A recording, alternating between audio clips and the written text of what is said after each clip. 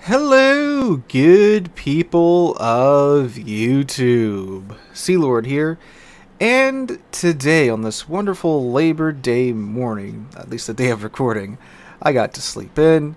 I woke up at like 8 o'clock, which some of you might be saying, sleep in, Sealord. Look, I normally get up at 4 o'clock to go to work, so that extra 4 hours, that's real nice, alright? But anyway, I get up, boot up my PC, and log into my favorite pixel boat game, and I take my Missouri into battle. Because I recently purchased the Hanover, the German super battleship. And I know some of you are probably like, Sealord, you are just now getting the Hanover? Yeah, because, you know, that style of German battleship, the old style of brawler isn't really that great, and, you know, I was kind of hesitant to get it, but for the current season of clan battles, if you want to super aggressively push, it's actually kind of good. So I got it for that. And I need to recoup on my losses, right? The thing costs 60 million credits, and playing it in random battles is not going to make any credits. And playing it in clan battles, even if you win, barely makes anything. So I need to print credits. Break out the old Missouri, and let's go ahead and print some credits, alright? I get into game, and I start to notice something.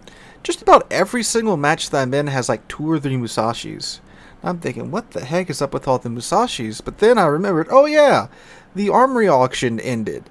And I wanted to see what the Musashi went for this go round, and oh boy, we're giving made some money. How much money? I'm glad you asked. Let's talk about this, shall we? So, the event ended, the auction ended, and they were auctioning off 2,000 Musashis. So the Musashi's winning bid was 42,000 doubloons. 42,000 doubloons. That is $168 worth of dubs.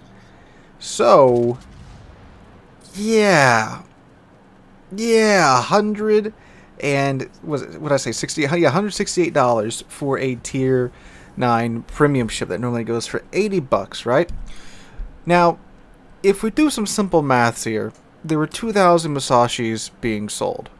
So, all those winners paid $168 at least to get the Musashi.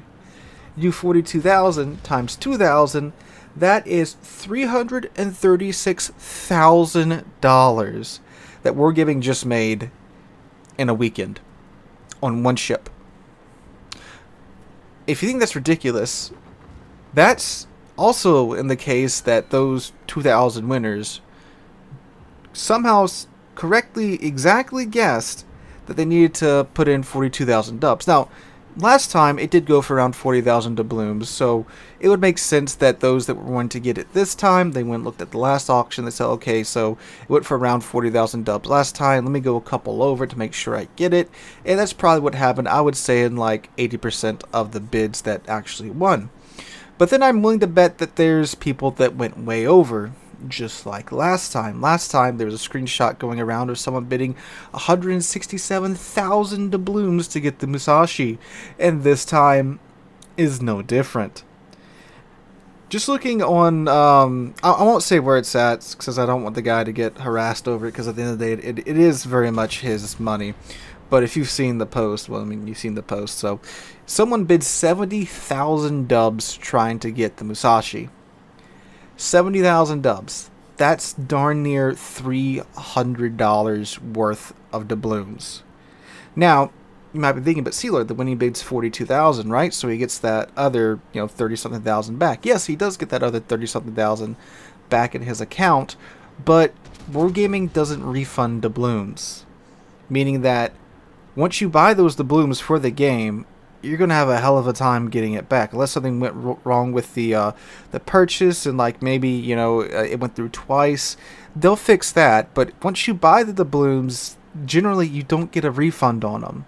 So, Wargaming still made $300 off of that one guy buying that many doubloons, right?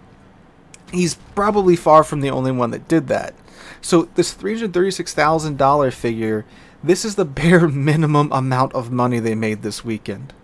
They probably made, I'm willing to bet, like 50% more than that, if not double that, right? Because don't underestimate some of the people that are willing to just absolutely throw their credit card at this game in order to get what they want. And this is from, again, one weekend. One weekend. This is what they made on one item in the auction. Now, granted, the other items weren't really any way to outright buy them. I mean, unless you wanted to pay to convert credits to get the 50k coal. That went for 66 million credits. The Jolly Roger 2 flag went for 10,500 steel, which at first glance that sounds a little insane, because that you're thinking like, wait, hold up, that's half of a tier 10 steel ship, and there's players that paid 10,500 steel to get the Jolly Roger 2 flag. Yeah, when you get up into some of those Typhoon and Hurricane clans, those guys are absolutely swimming in steel. They have so much steel they don't know what to do with it. So when auctions like this come up, they're, they don't care. They just want to use their steel. So that's actually not crazy when you know how much steel those guys have. I mean, there's I've talked to some of those guys, and they have like 30 or 50,000 steel, and they have all the steel ships, all the steel camos. They don't know what to do with it. So again, when auctions like this come around, they're more than happy to throw it away. And then another really weird thing here is that 20,000 Research Bureau points, right? So one Research Bureau ship, essentially. 484,000 coal was the winning bid on that. So that's like 2 coal ships for one Research Bureau ship. I'm not great at math, but like...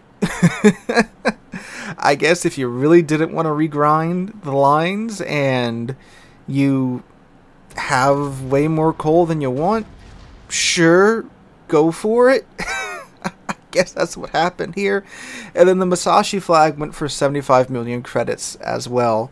So, and again, credits are credits. They're not the hardest thing to come by, especially once you get a good premium ship, or if you're just playing the game for long enough, or if you sell off all the useless junk in your inventory. You can easily, of course, get like 80 million credits if you've been playing for years and never cleared out your inventory. That's entirely doable, especially with the camos right now. So Wargaming absolutely cleared house with this event, right? And this, again, just from the Musashi, they made at least $336,000 at least. So then you start to think about, like, how much money did they make from like the Christmas container event, right? And then from these other events that they keep putting up, with the sequential bundles and things like that. There's clearly money being spent in great quantities in this game. Now, a reason for these auctions too is they're doing like I don't even know how to describe it. They're doing more than most governments are doing to fight resource inflation, right? Because of course with the camo rework and the economic rework, tons of players sold off all their camos because they're useless now, right? So there was a huge influx of credits, which is why, of course, super ships became a thing. Well, they were already a thing, but it's one reason why super ships were a thing, in order to fight the credit inflation, as Wargaming sees it at least. And again, with like the Research Bureau points being offered up for the coal, that's a great way to get rid of a bunch of coal that people have laying around, right? So you don't have to increase the prices on coal ships. And with the Jolly Roger flag to give the Super Unicum something to throw their steel at, right? And truly, I don't mind them putting these auctions in the game because, one, they're completely optional. Of course, you don't have to spend $300 to get a Musashi. You don't have to spend 10,000 steel to get just a flag, right?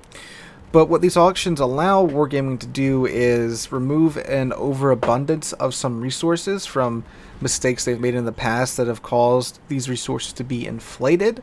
Like, let's take free XP ships for an example. When Missouri came out originally, 750,000 free XP was a very tall order, and even with Musashi too. But then they introduced the super economic booster flags into the game, and they weren't exactly hard to come by at all. So, because of that, it became nothing to get free XP ships. And we saw the price tag of free XP ships go from 750,000 free XP to 1 million, and then to 2 million. And even with that 2 million free XP benchmark with those old booster flags, it was nothing to get. And players that had been playing for just a couple of years had tons of these boosters. So it really wasn't much of a problem at all. So then they came out with coal ships, and coal is a much more controllable resource by Wargaming because you can't really farm it. They can directly control the amount of coal that you get through the coal containers and through events and such. They know a player's maximum coal intake every month, so then they can, you know, set a price for the ships, and you can earn a coal ship in about, you know, a couple of months or so, or even a month if you're really dedicated, and that keeps you playing the game, and that's what they want to happen. And if this prevents them from raising these coal ship prices or any other, you know, ship that you can obtain for free's price at all, then yeah, I mean, if this is what they want to do to combat inflation in their in-game economy, then who cares, right? Now, of course, the Musashi, that's a different story. That's something that you're having to pay for outright, but again, it's completely optional, and in my opinion, the Musashi, while a good ship, especially in something like ranked or any mode where it's at tier 9 and it's stuck at tier 9, right? You know, you're not seeing super ships, and you're not seeing super carriers and such. It is a really powerful ship, even though I don't like it that much, but it's not worth $300 or $200 or $168 anymore, right? Like, the thing doesn't have any AA. The carriers know you don't have any AA, so they're going to go after you. It has a little T-Rex armed submarine range. I'm sorry, ASW range, so like submarines can literally stay 5.2 kilometers away from you at 30 meters, and you can't touch them at all. So, yeah, like, it's not that great of a ship anymore. So, yeah, I mean, the results are goofy, but again, it's an optional event. Man, it really makes you wonder about how much money they're bringing in. Now, of course, too, the $336,000 minimum that they made, that's, of course, you know, not all profit. Of course, businesses have expenses too. They got to pay the staff, they got to pay to keep the servers up, they got to pay bills and such. But I'm sure they had a pretty comfy margin on this, because, like, this ship was designed years ago, right? So all the man hours they had to pay for in order to, you know, design the ship in game, the model, and then, you know, do the testing and stuff, that's probably already been covered for years now. So auctioning off an old ship like this and making a ton of money on it, you know, 500 IQ move there from Wargaming, because history buffs and weebs will pay for just about anything. So guys, let me know what you think about the results of the auction in the comments down below. Hope you guys have a wonderful Tuesday, wonderful rest of the week. If you did enjoy today's video, make sure to drop a like, leave a comment, subscribe to the channel. We're on our way to 75,000 subscribers, and I can't thank you guys enough for that. Hope you guys have a wonderful Tuesday, wonderful rest of your week. Hope to catch you guys in the next one.